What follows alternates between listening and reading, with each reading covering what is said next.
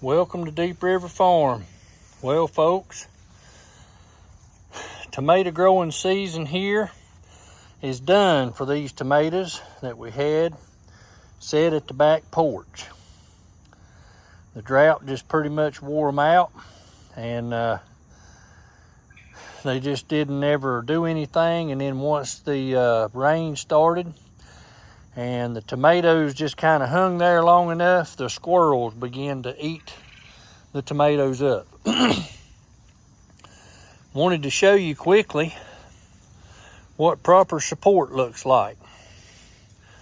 This right here is your standard 3-foot high welded wire, and you can take that right there and roll it up into about an 18 to 20 inch 24-inch circle, and bend your wire around, and that right there will support a determinate tomato with no problem.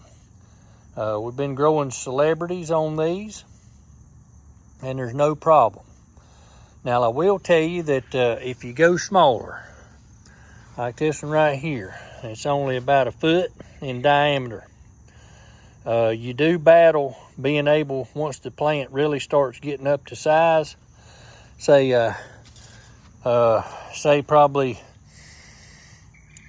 45 to 55 days in, you're gonna have trouble pulling your limbs through that, because the stalk's gonna be so sturdy you'll wind up breaking your limbs. But I wanted to show you what a sturdy cage looked like that didn't have tomatoes in it. And you can get a lot of this wire right here. The concrete wire that they put in the concrete is basically the same thing, except it's a heavier gauge. That also makes a good tomato cage. You can also grow squash in these and route your limbs out, and it works well. But I wanted to show you what a good support for your tomatoes, squash. You can let cucumbers run up these things. You can use it for all kinds of different purposes, and just to get some airflow under your plants and everything.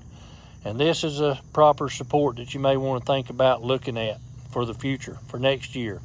I appreciate you joining us today on Deep River Farm. Y'all have a blessed evening.